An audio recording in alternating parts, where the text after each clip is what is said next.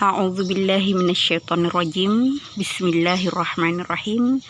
Assalamualaikum warahmatullahi wabarakatuh. Anak-anak kelas 8, kembali kita bertemu dalam pembelajaran agama Islam secara daring. Ibu berharap kalian tetap semangat mengikuti pembelajaran agama Islam meskipun dilaksanakan dari rumah. Seperti biasa, sebelum mulai belajar, kita membaca doa terlebih dahulu. Semoga pembelajaran kita hari ini diberkahi oleh Allah Subhanahu wa Ta'ala. A'udzubillahi minasyaitonirrajim. Bismillahirrahmanirrahim. Raditu billahi robba wa bil islami dina wa bi Muhammadin nabiyya wa rasulah. Rabbi zidni ilma warzuqni fahma. Amin ya rabbal alamin. Anak-anak ibu sekalian kelas 8, kita masih ada di bab iman kepada Rasul-Rasul Allah. Di pertemuan kali ini kita akan membahas KD 4.4, menyajikan dalil nakli tentang iman kepada Rasul Allah. Indikator yang ingin kita capai pada hari ini adalah memberikan contoh perilaku beriman kepada Rasul, kemudian menyajikan dalil-dalil tentang keimanan kepada Rasul, dan menjelaskan hikmah beriman kepada Rasul. Berikut adalah perilaku-perilaku yang mencerminkan keimanan kita kepada Rasul Allah. Ini bisa kita lihat dalam beberapa aspek. Yang pertama, misalnya dalam aspek ibadah, kalau kita mengimani Rasul Allah, tentu kita akan semakin rajin beribadah kepada Allah, sebagaimana dicontohkan para Rasul, di mana mereka selalu melaksanakan ibadah-ibadah yang diperintahkan oleh Allah dengan sangat-sangat bersemangat, dengan sangat rajin.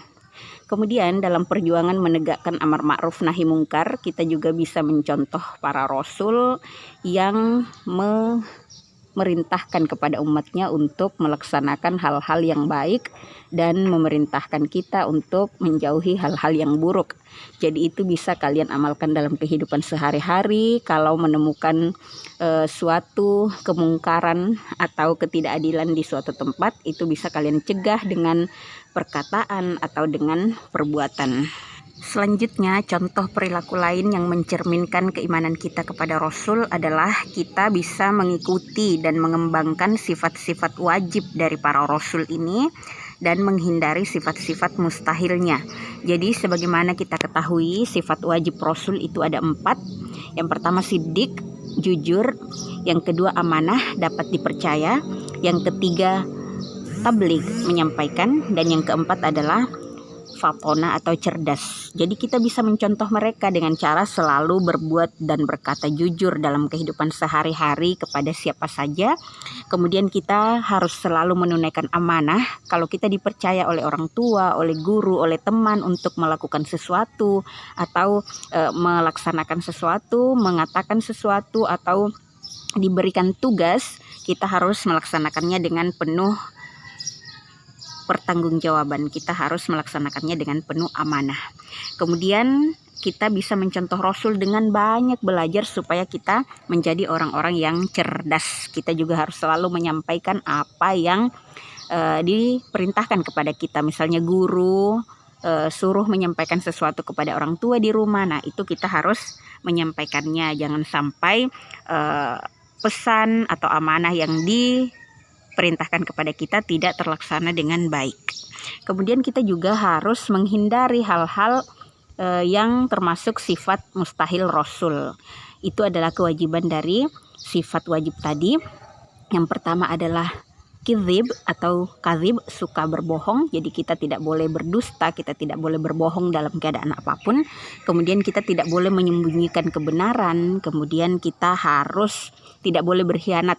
Kita tidak boleh berkhianat atas amanah. Jadi kita harus menunaikan amanah yang diperintahkan atau diamanahkan kepada kita, dipercayakan kepada kita. Kita juga tidak boleh menjadi siswa yang malas-malasan sehingga menyebabkan kita menjadi baladah atau bodoh. Jadi kita harus menghindari hal-hal yang merupakan sifat mustahil dari Rasul ini. Selanjutnya contoh lain bisa kita amalkan dalam bekerja dan mencari penghasilan. Jadi karena Rasul itu adalah orang-orang yang jujur, kita bisa mencontoh mereka dengan bekerja penuh percaya diri, penuh rasa tanggung jawab. Kita bekerja dengan jujur, mencari penghasilan yang halal, dan tidak melaksanakan apapun yang dilarang oleh Allah dan Rasulullah. Kemudian dalam perilaku sehari-hari kita bisa mencontoh bagaimana ketabahan para Rasul ini. Utamanya bisa kita contoh kisah para Rasul ulul azmi, di mana mereka sangat-sangat tabah, luar biasa ketabahannya dalam menghadapi cobaan dari Allah Subhanahu wa Ta'ala. Lanjut contoh-contoh lain, perilaku mencerminkan keimanan kepada Rasul. Kita harus selalu istiqomah dalam menjalankan syariat agama. Istiqomah itu maksudnya kita selalu konsisten, selalu lurus hati dalam melakukan ibadah. Jadi jangan hari ini rajin sholat 5 waktu, besok bolong-bolong lagi, hari ini melaksanakan ibadah puasa sunnah atau sholat sunnah tapi besok tidak lagi. Nah itu namanya tidak istiqomah. Jadi kalau mencontoh Rasul, kita harus selalu konsisten, selalu tetap pada pendirian, pada kebiasaan-kebiasaan yang baik. Kemudian kita harus selalu tabah dan sabar dalam menghadapi musibah. Kemudian selalu optimis dalam mengerjakan sesuatu. Utamanya kita sebagai siswa, kalau ada tugas jangan putus asa kalau tidak bisa mengerjakan. Tapi usahakan dengan maksimal. Banyak jalan yang bisa kita tempuh kalau memang kita mau berhasil. Kemudian kita harus selalu peduli kepada kaum duafa, seperti yang selalu dicontohkan oleh Rasulullah Muhammad SAW, betapa beliau sangat mempedulikan, mengasihi orang-orang fakir miskin, anak yatim, orang-orang terlantar.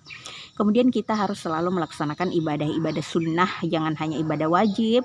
Kemudian menjadikan para nabi dan rasul ini sebagai suri tauladan dalam kehidupan. Jadi seyogianya lah orang yang kita jadikan teladan atau idola itu adalah para nabi dan rasul Allah Subhanahu wa Ta'ala. Contoh-contoh lain adalah kita mentaati risalah atau ajaran dari Allah yang disampaikannya kepada Rasul. Jadi apapun yang dibawa oleh Rasul kita harus selalu mencontoh dan melaksanakan dalam kehidupan sehari-hari. Kita harus selalu melaksanakan seruan-seruan Rasul dalam tata cara ibadah, kemudian menjauhkan diri dari segala sikap-sikap yang tidak baik, perilaku syirik atau hal-hal yang dilarang oleh Allah Subhanahu wa Ta'ala. Kemudian mencari rezeki yang halal, selalu mempunyai sikap tolong menolong dalam kebaikan, menjauhi sifat aniaya. Jadi jangan sama sekali mengganggu sesama muslim ataupun sesama manusia ataupun sesama makhluk Allah. Itu jangan berbuat aniaya, jangan membuat gangguan atau ketidaknyamanan kepada mereka ya. Kemudian melakukan usaha-usaha untuk meningkatkan kualitas hidup ke arah yang lebih baik, bukan hanya urusan dunia yang kita harus selalu berusaha meningkatkan kualitas kehidupan kita, tapi juga utamanya urusan akhirat ya. Jadi seperti ibu bilang tadi, kalau hari ini bisa sholat 5 waktu, besok jangan sampai sholatnya 4 waktu ya. Harus selalu konsisten, harus selalu berusaha agar hari ini lebih baik daripada hari kemarin. Hari besok niatkan harus lebih baik lagi, berkualitas lagi daripada hari yang hari ini. Nah anak-anak, ini ada dalil-dalil perilaku mengimani Rasul Allah. Jadi ayat-ayat Al-Quran dan hadis-hadis Rasul yang menjelaskan tentang bagaimana caranya kita beriman kepada Nabi dan Rasul. Ibu tuliskan ada 13 di sini. Al-Baqarah ayat 285, Ali Imran ayat 164, Ali Imran ayat 179, dan seterusnya. Jadi untuk tugas hari ini ibu minta kalian menyajikan dalil-dalil ini dalam tulisan ya. Kalian kerjakan di buku catatan PAI-nya, menulis ke-13 dalil yang tadi di sebelah. Itu tentang keimanan kepada Rasul, ditulis beserta terjemahannya. Jadi cara menulisnya, tulis dulu judulnya, dalil tentang iman kepada Rasul beserta terjemahan. Nomor 1, Quran surah ini, ayat ini. Lalu ditulis bahasa Arabnya, ayatnya ditulis, kemudian di bawahnya ditulis terjemahannya. Itu dikerjakan di buku catatan PAI. Nanti kalau sudah selesai, foto tugasnya lalu nanti dikirim ke WA Bu Guru. Oke. Nah, Ibu berharap pembelajaran hari ini bisa kita amalkan dalam kehidupan sehari-hari supaya kita senantiasa mendapatkan berkah dari Allah Subhanahu wa Ta'ala. Jadi kita akhiri pembelajaran hari ini dengan ucapan Alhamdulillahirobbilalamin. Assalamualaikum warahmatullahi wabarakatuh.